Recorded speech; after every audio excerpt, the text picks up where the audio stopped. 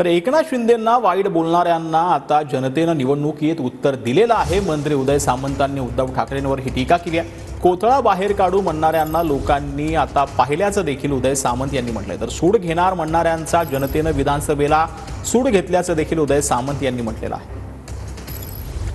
स्वरूपी एकनाथ शिंदे साहेबांना बदनामीकारक बोललं जातं, वाईट बोललं जातं, त्याचं उत्तर या विधानसभेला जनतेनं दिलेलं आहे।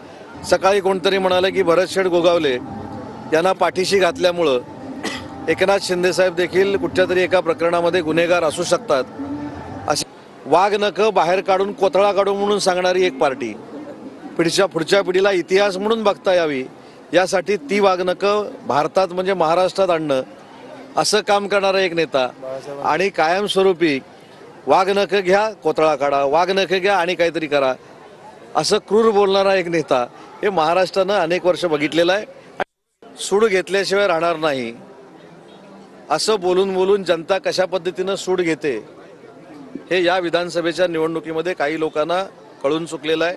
कारण इकडे अमित शहा साहेबांवर टीका करायची, तिकडे देवेंद्रजींना जाऊन भेटायचं, ह्याच्यातलं लॉजिकच काय मला कळेन असं झालेलं आहे। तुम्हाला काय कळत असेल तर मला माहीत नाही, पण आजच्या सभेमध्ये अमित शहा साहेबांवर टीका झाली। आता उद्या बघा देवेंद्रजी डावसवरनं आल्यानंतर कदाचित 15 लाख कोटीची इन्व्हेस्टमेंट झाली म्हणून त्यांचं अभिनंदन देखील करतील आणि ह्याच्यात नवल वाटण्यासारखं काही कारण नाही।